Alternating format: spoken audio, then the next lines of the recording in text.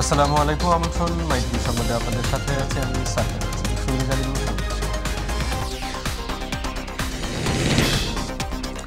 তীব্র দাবদাহে নাকাল জনজীবন। যশোরে ৩০ বছরের মধ্যে সর্বোচ্চ তাপমাত্রা ৪৩.৮ ডিগ্রি। বৃহস্পতিবার থেকে তাপমাত্রা কমার পূর্বাভাস আবহাওয়া অধিদপ্তর।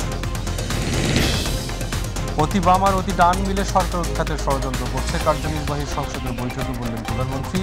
তীব্র গরমে সতর্ক থাকার আহ্বান। স্বার্থ সিদ্ধির জন্য জনস্বার্থ জলাঞ্জলি দেওয়া রাজনৈতিক দেউলিয়াত্ব এবং প্রতিহিংসা রাজনীতির চরিত্রকে উন্মোচিত করে বললেন রাষ্ট্রপতি। উপজেলা নির্বাচনে মন্ত্রী এমপিদের স্বজনের অংশ নিতে পারবে না এমন আইন নেই বললেন ইসি আনিসুর। জনগণ যাকে চাইবেন তিনি নির্বাচিত হবেন। শেষ মুহূর্তে এসে হজ আবেদনের সময় বাড়িয়েছে সৌদি আরব। 7 মে পর্যন্ত করা যাবে ভিসার আবেদন।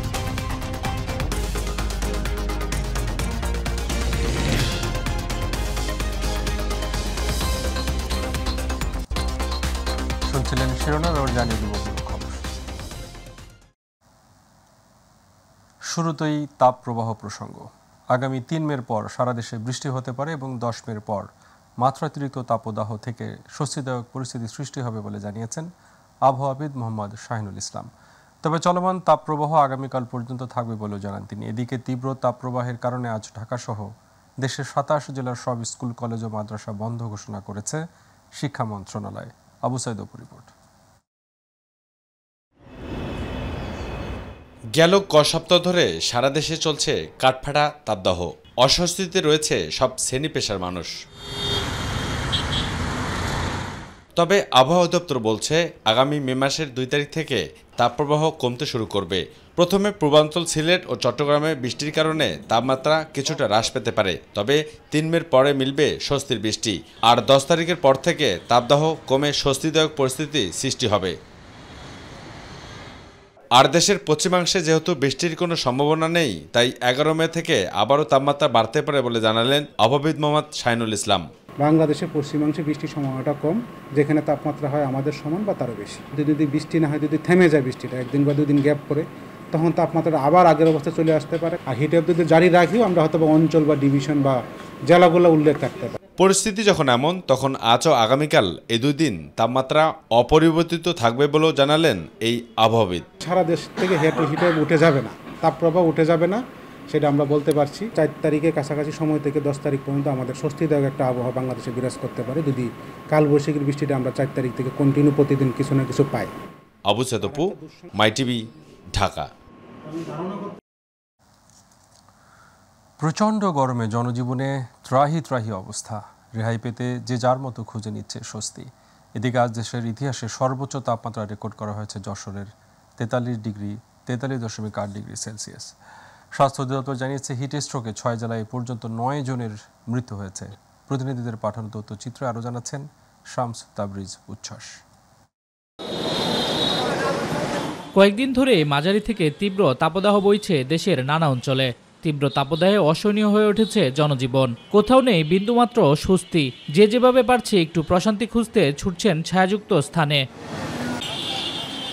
মঙ্গলবার দেশের পশ্চিমাঞ্চলের জেলা যশোরে সর্বোচ্চ তাপমাত্রা রেকর্ড করা হয়েছে 43.8 ডিগ্রি সেলসিয়াস, যা চলতি মৌসুমে সর্বোচ্চ তাপমাত্রা এবং 1989 সালের পর জেলায় সর্বোচ্চ। তাপ লাগতেছে খুব, এত গরম টিকতে পারছি না। ঘন্টায় ঘন্টায় 2 গ্লাস পানি খেতে গেলে ভালো হয়। প্রচন্ড তাপমাত্রা, এই তাপমাত্রায় আমাদের সমস্ত কাজকর্ম ব্যাহত হচ্ছে। যশোরে লাগাতার গরমে চরম দুর্ভোগ জনজীবনে। সবচেয়ে বেশি বিপদে পড়েছে খেটে খাওয়া মানুষ। এ অবস্থা বাড়ছে ডায়রিয়াজনিত রোগীর সংখ্যা। খুব প্রয়োজন না হলে রোদে বাইরে না যাওয়ার পরামর্শ দিচ্ছেন চিকিৎসকরা। এদিকে প্রতিদিনই তাপমাত্রার রেকর্ড ভাঙছে চুয়াডাঙ্গা জেলায়। মঙ্গলবার মৌসুমের সর্বোচ্চ তাপমাত্রা ছিল 43.7 ডিগ্রি সেলসিয়াস। সাথে ভ্যাপসা গরমে নাভিশ্বাস উঠেছে জনজীবনে। দিনের আলো ফোটার পর থেকে উত্তপ্ত হয়ে উঠছে পরিবেশ। দিন এবং রাতের তাপমাত্রা খুব বেশি পার্থক্য নেই। তীব্র হচ্ছে গরমের অনুভূতি। বৃষ্টির পানির জন্য হাহাকার মানুষের। মানুষ তো বেরোতে চাচ্ছে না বাইরে, দোকানপাট খুলতে পারছে না, এমন গরম। কারেন্ট থাকছে না, পুরো প্যাসেঞ্জার রাস্তাঘাটে বেরোচ্ছে না রোডের গরমের জ্বালায়। রোদ্রে যাত্রীতে একেবারেই উঠছে না। প্রচণ্ড গরম ও হিটস্ট্রোকে আজ সারা দেশে 9 জনের মৃত্যু হয়েছে। এছাড়াও হিটস্ট্রোকে আক্রান্ত হয়ে আরও 5 জন হাসপাতালে ভর্তি রয়েছে। শামস তাবরিজ উচ্ছ্বাস, মাই টিভি নিউজ ডেস্ক। তীব্র গরমে অতিষ্ঠ হয়ে উঠেছে জনজীবন। হাসপাতালে বেড়েছে গরমজনিত রোগীর সংখ্যা। চলমান এই তাপপ্রবাহের মধ্যেই হিট স্ট্রোকে আক্রান্ত হয়ে মৃত্যুর সংখ্যা বাড়ছে। হিট স্ট্রোক থেকে বাঁচতে বিশুদ্ধ পানি পান ও তরল খাবার গ্রহণের পরামর্শ দিয়েছেন বিশেষজ্ঞ চিকিৎসকরা। আমেনা হিরের রিপোর্টে বিস্তারিত। সিলেট বাদে দেশের প্রায় সব অঞ্চলেই বইছে তাপপ্রবাহ। গড়ে প্রায় অনেক অঞ্চলেই তাপমাত্রা রেকর্ড করা হয়েছে 40 ডিগ্রির উপরে। রাজধানী জুড়ে তীব্র তাপদাহে হাঁসফাঁস করছে নগরবাসী। গরমে থাকা যাচ্ছে না, যে পরিমাণ ঠান্ডা পানি খাচ্ছি তাতেও শরীর আপনার অক্লান্তি। গায়ে 7-3বার ভিজছে গরমে, শুধু গানে প্রচুর কষ্ট হইতে আছে মানুষের। এত গরম সহ্য করার কোনো ক্ষমতা নাই। গরমের তীব্রতার সঙ্গে এদিকে পাল্লা দিয়ে বাড়ছে রোগবালাই। প্রচণ্ড গরমে ডায়রিয়া, পেটের পীড়া, ঠান্ডা, জ্বর, কাশি, নিউমোনিয়া, শ্বাসকষ্ট, পানিশূন্যতা সহ হিটস্ট্রোকে আক্রান্ত হয়ে হাসপাতালে আসছেন রোগীরা। তীব্র গরমে হিটস্ট্রোকে আক্রান্ত হওয়ার ঝুঁকি বেড়েছে কয়েক গুণ। বিগত বছরের তুলনায় হিটস্ট্রোকে আক্রান্ত হয়ে মৃত্যুর ঝুঁকি বাড়ার কারণ জানালেন বিশেষজ্ঞ চিকিৎসক মোহাম্মদ আলামিন। শরীরের তাপমাত্রা যদি 105 ডিগ্রির উপরে হয়ে 2-3 ঘন্টার উপরে থাকে তাহলে আমরা তাকে হিটস্ট্রোক বলি। হিটস্ট্রোক হয় কখন? যখন আমাদের শরীরের তাপমাত্রা নিয়ন্ত্রণের ক্ষমতা বাইরে চলে যায়। সুইটিং এর মাধ্যমে কিন্তু শরীরের তাপমাত্রাটাকে কমিয়ে দেওয়া হয়, যেটা আমাদের শরীরের মধ্যেই একটা মেকানিজমে কাজ করে। তো সেই ক্ষেত্রে যদি দেখা যায় যে এই তাপমাত্রার কমার মেকানিজমটা বন্ধ হয়ে যায়, তখন শরীরের তাপমাত্রা তাৎক্ষণিকভাবে অনেক বেশি বেড়ে যায়। সেই ক্ষেত্রে তো রোগীটা হিটস্ট্রোকে আক্রান্ত হয়ে মৃত্যুর কোলে পতিত হয়। তাপদাহে হিটস্ট্রোক থেকে বাঁচতে বাড়তি সতর্কতার প্রয়োজন বলেও জানান এই চিকিৎসক। সারাক্ষণ যারা রাস্তায় কাজ করে তারা কিছুক্ষণ কাজ করে আবার কিছু রেস্ট নিয়ে, গাছতলায় গিয়ে একটু রেস্ট নিয়ে বা ছাতা ব্যবহার করে তারা কাজ করবে। শরীর মুছে দিয়ে তারপর তার টেম্পারেচারটা কমাইতে হবে যেভাবে সম্ভব। তাহলে মৃত্যু ঝুঁকিটা কমে যায়। আর যদি মৃত্যুর ঝুঁকি যদি খুব বেশি হয় তাহলে তো হসপিটালে নিয়ে আসতে হবে। সেক্ষেত্রে আমাদেরকে একদম স্পেশালাইজড সার্ভিস দিতে হবে। গরমে শিশু ও বয়স্কদের যত্রতত্র বাড়ির বাইরে না যাওয়ারও পরামর্শ দেন বিশেষজ্ঞরা। আমেনা হিরা, মাই টিভি, ঢাকা। তীব্র তাপ প্রবাহে পুড়ছে দেশ। এর মধ্যে স্বস্তির বৃষ্টি নেমেছে সিলেটে। তাপপ্রবাহে পড়েছে সারা দেশ। সিলেটে তাপমাত্রা সে তুলনায় কম থাকলেও গত 2 দিন ধরে বাড়ছিল তাপমাত্রা। এর মধ্যে সিলেটে নামলো স্বস্তির বৃষ্টি। মঙ্গলবার বিকাল 4টা থেকে বৃষ্টি শুরু হয়। 1 ঘন্টারও কম সময় ব্যাপী চলা বৃষ্টিতে ফিরেছে স্বস্তি। সিলেটে বৃষ্টির পূর্বাভাস দিয়ে রেখেছিল আবহাওয়া অধিদপ্তর। পূর্বাভাসের সঙ্গে মিলিয়ে দুপুর থেকেই মৃদু শীতল হাওয়া বইছিল সিলেটে। এতে আবহাওয়া ঠান্ডা হয়ে আর স্বস্তি নেমে আসে মানুষের মাঝে। ইনশাল্লাহ এবার আমরা তেমন একটা গরম না, বৃষ্টিও হয়েছে, মোটামুটি ঠান্ডা, আমরা খুব শান্তি আছি। মেহেরবানিতে সিলেটের গরম আবহাওয়া কম ছিল, আমরা খুব সুস্থ আছি। বৃষ্টিটা মনে করো একটু ওইলে শান্তি চলে যায় আর কি বালা। এবার অন্যান্য প্রসঙ্গ। অতি বাম এবং অতি ডান মিলে সরকার উৎখাতের ষড়যন্ত্র করছে বলে মন্তব্য করেছেন প্রধানমন্ত্রী শেখ হাসিনা। সন্ধ্যায় গণভবনে আওয়ামী লীগের কেন্দ্রীয় কার্যনির্বাহী কমিটির বৈঠক পূর্ববর্তী দেয়া বক্তব্যে তিনি এ মন্তব্য করেন। এ সময় তিনি যুক্তরাষ্ট্রে 2 বাংলাদেশি নিহতের ঘটনায় নিন্দা জানিয়ে আমেরিকাকে আয়নায় নিজেদের চেহারা দেখার আহ্বান জানান। তীব্র তাপ প্রবাহে দেশবাসীকে সতর্ক থাকার আহ্বান জানান সরকার প্রধান। বিস্তারিত সাইদুর রহমান আবিরের রিপোর্টে। টানা 6 দিনের থাইল্যান্ড সফর শেষে মঙ্গলবার সন্ধ্যায় গণভবনে দলের কেন্দ্রীয় কমিটির সাথে বৈঠকে বসেন দলের সভাপতি প্রধানমন্ত্রী শেখ হাসিনা। আসন্ন উপজেলা নির্বাচনকে কেন্দ্র করে দলের এই বৈঠকে উপস্থিত ছিলেন কেন্দ্রীয় সংসদের সকল নেতৃবৃন্দ। শুরুতেই বক্তব্য রাখেন প্রধানমন্ত্রী শেখ হাসিনা। বক্তব্যে প্রধানমন্ত্রী বাংলাদেশের অগ্রযাত্রার কথা তুলে ধরে বলেন, এখনো দেশবিরোধী ষড়যন্ত্র চলছে, যারা একেবারে রাজনৈতিকভাবে দেউলিয়া, এদের কিছু বক্তব্য, আর আমাদের দেশে কিছু আছে বুদ্ধি বেচিয়ে জীবিকা নির্বাহ করে যাহারা, সেই তথাকথিত বুদ্ধিজীবী। এবং সব থেকে আশ্চর্য ব্যাপার হচ্ছে যে এদেশে অতি বাম অতি ডান সবই এখন তারা এক হয়ে গেছে। এটা কীভাবে হলো আমি জানি না। এই 2 মেরু এক হয়েও সব সারাক্ষণ শুনি আওয়ামী লীগ সরকারকে উৎখাত করতে হবে। অপরাধটা কি আমাদের? যুক্তরাষ্ট্রে ফিলিস্তিন ইস্যুতে বিশ্ববিদ্যালয়ের শিক্ষক শিক্ষার্থীদের উপর পুলিশি হামলার প্রেক্ষাপটে প্রধানমন্ত্রী বলেন, বাংলাদেশের মানবাধিকার ইস্যুতে কথা বলার আগে আমেরিকার নিজেদেরকে আগে আয়নায় দেখা উচিত। প্যালেস্টাইনে এই ইসরায়েলের গণহত্যার বিরুদ্ধে আমেরিকার বিভিন্ন বিশ্ববিদ্যালয়ের ছাত্র শিক্ষকরা আন্দোলন করছে। তাদের হাতে লাঠিও ছিল না, আগুনও ছিল না, তারা কিন্তু পুলিশের বিরুদ্ধে মারমুখীও ছিল না। তারপরেও আমেরিকার পুলিশ যে আচরণটা করেছে, সে এরপর ওদেশে যে মানবাধিকার কতটুকু আছে সেটাই তো প্রশ্ন। কথা বলার স্বাধীনতা কতটুকু আছে সেটা প্রশ্ন। অন্যায়ের প্রতিবাদ করার অধিকার কতটুকু আছে সেটাই আমাদের প্রশ্ন। বাংলাদেশের উপর মানবাধিকারের রিপোর্ট লেখে, নিজেরা আয়নায় চেহারাটা দেখে না, এটাই হচ্ছে বাস্তব কথা। আমাদের বাঙালি পরপর কতজন মারা গেছে, সেদিনও 2 জন বাঙালিকে নির্মমভাবে হত্যা করেছে। আমরা এর প্রতিবাদ জানাই। একটা বাচ্চা ছেলে মার কাছে বাড়ির মধ্যে ঢুকে সে বাচ্চাকে গুলি করে মেরেছে, কি জবাব দেবে? আমাদের যারা এখন মানবাধিকারের গীত গায় এবং বাংলাদেশে মানবাধিকার খুঁজে বেড়ায়, তারা এর কি জবাব দেবে? আমি সে জবাব চাই। সাম্প্রতিক তাপপ্রবাহ নিয়ে প্রধানমন্ত্রী দেশবাসীকে সতর্ক থাকার আহ্বান জানান। তিনি বলেন, যত সংকটই আসুক এগিয়ে যাবে বাংলাদেশ। অন্যান্য দেশগুলিতেও কিন্তু এখন এই গরম ছড়িয়ে পড়ছে। গরমের সময় সবাই একটু বেশিক্ষণ রোদে না থাকা, একটু ছায়ায় থাকা, গাছের ছায়ায় কিন্তু অনেক আরামদায়ক হয়। কাজে সবাই একটু সাবধানে থাকতে হবে। সাইদুর রহমান আবির, মাই টিভি, ঢাকা। সরকার ও রাজনীতিবিদদের সব সিদ্ধান্তের ক্ষেত্রেই জনস্বার্থকে প্রাধান্য দেওয়ার পরামর্শ দিয়েছেন রাষ্ট্রপতি মোহাম্মদ শাহাবুদ্দিন। কমিউনিটি ক্লিনিকের প্রতিষ্ঠা দিবস উদযাপন উপলক্ষে আজ দুপুরে রাজধানীর উসমানী স্মৃতি মিলনায়তনে আয়োজিত অনুষ্ঠানে তিনি এ পরামর্শ দেন। রাষ্ট্রপতি বলেন, সিদ্ধান্ত কে, কারা বা কোন সরকার নিল সেটি বড় কথা নয়, সিদ্ধান্তটি জনস্বার্থে নেওয়া হয়েছে কিনা তা বিবেচনায় নিতে হবে। রাজনৈতিক স্বার্থ সিদ্ধির জন্য জনস্বার্থ জলাঞ্জলি দেওয়া রাজনৈতিক দেউলিয়াত্ব এবং প্রতিহিংসার রাজনীতির চরিত্রকেই উন্মোচিত করে বলে মনে করেন রাষ্ট্রপতি মোহাম্মদ শাহাবুদ্দিন।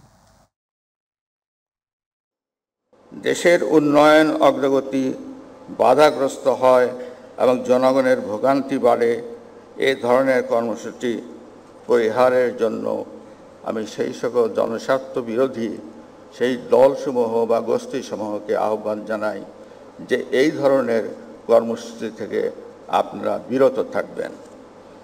2008 সালের নির্বাচনে আবারও জননেত্রী শেখ হাসিনার নেতৃত্বে আওয়ামী লীগ সরকার গঠন করলে জনস্বার্থে বেশ কিছু অগ্রাধিকার কর্মসূচি গ্রহণ করেন এবং কমিউনিটি ক্লিনিক এদের অন্যতম। 1 মে নয়াপল্টনে শ্রমিক সমাবেশ ও র্যালি করার ঘোষণা দিয়েছেন বিএনপির সিনিয়র যুগ্ম মহাসচিব রুহুল কবির রিজভী আহমেদ। আর স্থায়ী কমিটির সদস্য ডক্টর আব্দুল মঈন খান বলেছেন, ক্ষমতায় যাওয়া নয়, মেহনতি মানুষের অধিকার আদায়ে রাজপথে থাকতে চায় বিএনপি। রাজধানীতে আলাদা অনুষ্ঠানে তারা এসব কথা বলেন। ইউসুফ আলীর রিপোর্ট। আন্তর্জাতিক শ্রমিক দিবস উদযাপন উপলক্ষে নয়াপল্টনে দলের কেন্দ্রীয় কার্যালয়ে যৌথ সভা করে বিএনপি। সভা শেষে 1 মের কর্মসূচি ঘোষণা করেন বিএনপির সিনিয়র যুগ্ম মহাসচিব রুহুল কবির রিজভী আহমেদ। বুধবার 1 মে 3টার সময় নয়াপল্টন বিএনপি অফিসের সামনে শ্রমিক সমাবেশ করবে এবং সমাবেশ শেষে একটি বর্ণাঢ্য শ্রমিক র্যালি পল্টন থেকে শুরু হয়ে জাতীয় প্রেস ক্লাবের সামনে গিয়ে শেষ হবে। ঢাকা রিপোর্টার্স ইউনিটিতে প্রয়াত সুনীল কুমার গুপ্তের স্মরণ সভায় জনগণের গণতান্ত্রিক অধিকার আদায়ে রাজপথে সোচ্চার থাকার ঘোষণা দেন বিএনপির স্থায়ী কমিটির সদস্য ডক্টর আব্দুল মঈন খান। আমরা জনগণের কথা আমরা বলব, আমাদের যে এই আন্দোলন এদেশের মানুষের গণতন্ত্রের অধিকার ফিরিয়ে আনার জন্য, এদেশের মানুষের মানবাধিকার ফিরিয়ে আনার জন্য, এদেশের মানুষের কথা বলার অধিকার ফিরিয়ে আনার, আমরা সেই আন্দোলনে আমরা রাজপথে। ইউসুফ আলী, মাই টিভি, ঢাকা। আগামী 8 মে হতে যাওয়া প্রথম দফার উপজেলা নির্বাচনে মন্ত্রী এমপিদের স্বজনরা অংশগ্রহণ করতে পারবে না তা আইনে উল্লেখ নেই। প্রাপ্তবয়স্ক যোগ্যতা সম্পন্ন যে কেউ নির্বাচনে অংশগ্রহণ করতে পারবেন। মন্ত্রী এমপিদের স্বজনরা উপজেলা নির্বাচনে অংশগ্রহণ করতে পারবেন না, এটি দলীয় সিদ্ধান্ত বলে জানিয়েছেন নির্বাচন কমিশনার আনিসুর রহমান।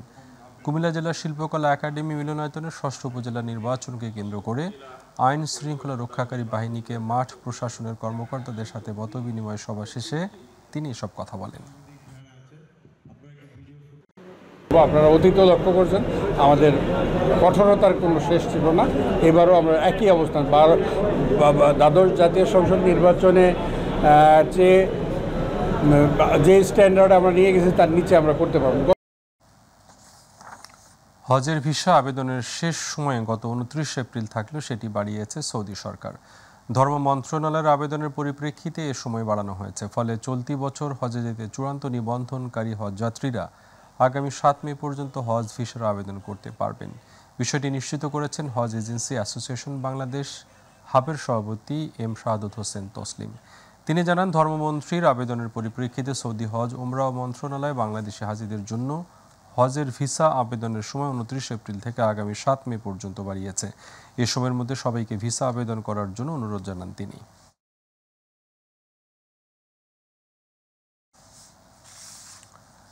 বিশ্ববাজারের সাথে সমন্বয় রেখে দেশে জ্বালানি তেলের মূল্য সমন্বয় করেছে সরকার। মঙ্গলবার রাতে দাম বৃদ্ধির প্রজ্ঞাপন জারি করেছে বিদ্যুৎ, জ্বালানি ও খনিজ সম্পদ মন্ত্রণালয়। প্রজ্ঞাপনে বলা হয়েছে, গত মার্চ হতে বিশ্ববাজারের সাথে সামঞ্জস্যে স্বয়ংক্রিয় ফর্মুলার আলোকে প্রতি মাসে জ্বালানি তেলের মূল্য সমন্বয় করছে সরকার। তারই ধারাবাহিকতার প্রাইসিং ফর্মুলার আলোকে ভোক্তা পর্যায়ে ডিজেল ও কেরোসিনের বিদ্যমান মূল্য লিটার প্রতি 106 টাকা থেকে 1 টাকা বাড়িয়ে 107 টাকা নির্ধারণ করা হয়েছে। এছাড়া পেট্রোলের বিদ্যমান মূল্য 122 টাকা থেকে 2.50 টাকা বৃদ্ধি করে 124.50 টাকা এবং অকটেনের বিদ্যমান মূল্য 126 টাকা হতে 2.50 টাকা বৃদ্ধি করে 128.50 টাকা লিটারে নির্ধারণ করা হয়েছে। পুনর্নির্ধারিত এ মূল্য আগামীকাল বুধবার থেকে কার্যকর হবে বলে প্রজ্ঞাপনে জানানো হয়। হবিগঞ্জে ব্যবসায়ী হারুন আহমেদ হত্যা মামলায় 7 জনের মৃত্যুদণ্ড, 10 জনের যাবজ্জীবন কারাদণ্ডের আদেশ দিয়েছেন আদালত। এছাড়া প্রত্যেক আসামিকে 1 লাখ টাকা জরিমানা করা হয়েছে। বিকেলে হবিগঞ্জের অতিরিক্ত জেলা ও দায়রা জজ এক আদালতের বিচারক আজিজুল হক এই রায় ঘোষণা করেন। হবিগঞ্জ জেলা ও দায়রা জজ আদালতের অতিরিক্ত পাবলিক প্রসিকিউটর সালেহ উদ্দিন আহমেদ জানান, 2003 সালে 14 ফেব্রুয়ারি মাসে হবিগঞ্জ সদর উপজেলার হরগাঁও গ্রামের সামাজিক বিচারক ও এলাকার মুরব্বী হারুন মিয়াকে রাস্তায় পথরোধ করে কুপিয়ে হত্যা করে প্রতিপক্ষের লোকজন। পরে এই ঘটনা নিহত হারুন আহমেদের ভাই সুমন আহমেদ বাদী হয়ে 47 জনকে আসামি করে হবিগঞ্জ সদর মডেল থানায় হত্যা মামলা দায়ের করেন। এই রায়ে আসামি 7 জনকে মৃত্যুদণ্ড প্রদান করেন এবং 10 জন আসামিকে যাবজ্জীবন সাজা প্রদান করেন। সকল আসামিকে 1 লক্ষ টাকা জরিমানা প্রদান করেন। এই জরিমানার টাকা মৃত হারুন মিয়ার পরিবার, ক্ষতিগ্রস্ত পরিবার হিসেবে এই টাকা পাইবে, আজকে এই রায়ে উল্লেখ করছেন। সোমালি জলদস্যুদের কবল থেকে মুক্ত বাংলাদেশি জাহাজ এমভি আবদুল্লাহ দেশের পথে রওনা হয়েছে। মধ্যরাতে সংযুক্ত আরব আমিরাতের মিনা সাকার বন্দর থেকে দেশের উদ্দেশ্যে রওনা হয় জাহাজটি। কয়লা নিয়ে মোজাম্বিক থেকে সংযুক্ত আরব আমিরাতে ফেরার সময় জিম্মি জাহাজটি এবার দেশের পথে বহন করছে 56,000 মেট্রিক টন চুনাপাথর। আগামী 12 বা 13 মে জাহাজটি কুতুবদিয়ায় পৌঁছাবে বলে আশা করা হচ্ছে। গত শনিবার দুবাইয়ের আল হামরিয়া বন্দরে কয়লা খালাস করে মিনা সাকার বন্দরে যায় এমভি আবদুল্লাহ।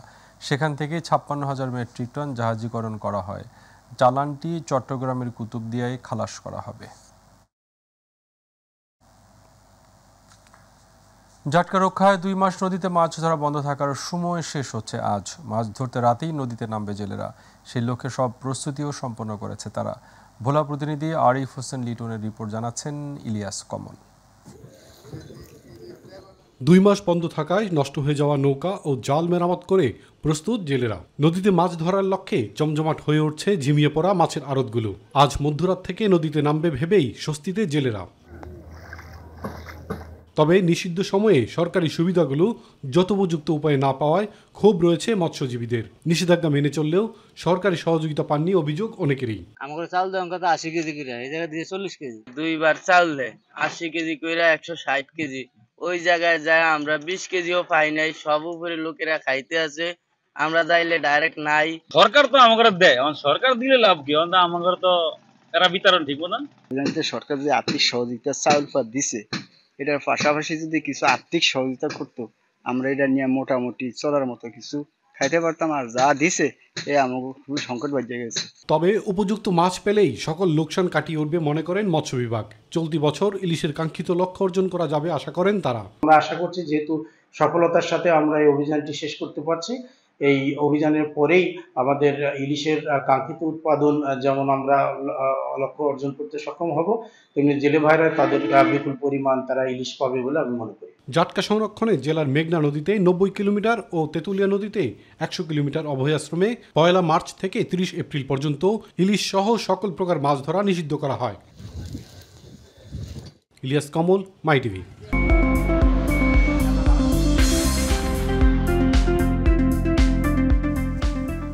প্যারিসে বর্ণিল আয়োজনে দ্বিতীয়বারের মতো সিলেট উৎসব অনুষ্ঠিত হয়েছে।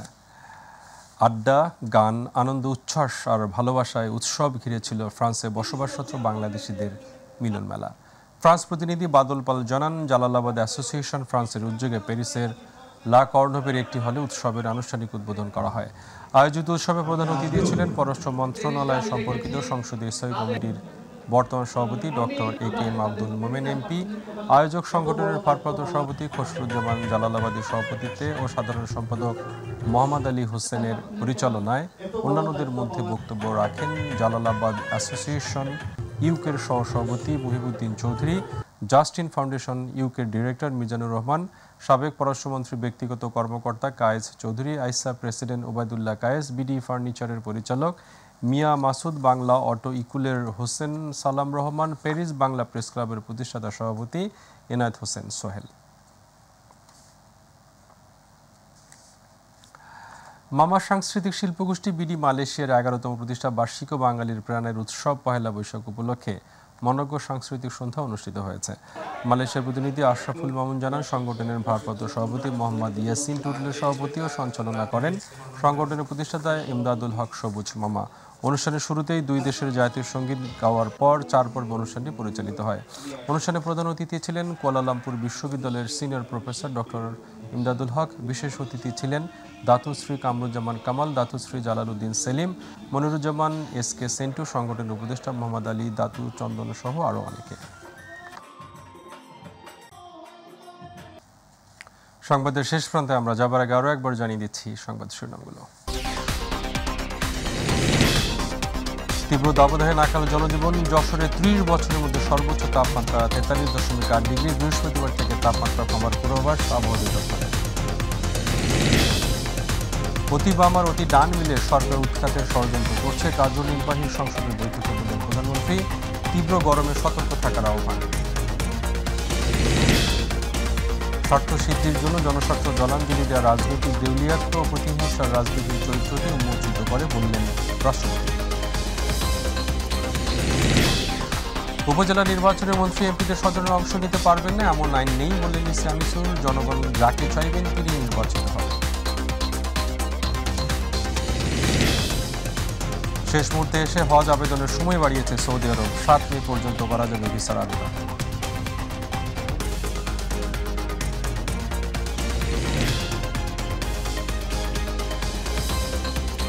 সঙ্গে থাকার জন্য ধন্যবাদ। এছাড়া ইউটিউবে মাই টিভির সংবাদ পেতে ভিজিট করুন /মাইটিভি ভিডিও নিউজ এবং আমাদের ওয়েবসাইটে ভিজিট করুন /মাইটিভি বাংলা ও Facebook /মাইটিভি বাংলা। পরবর্তী সংবাদ দেখার আমন্ত্রণ আজকে।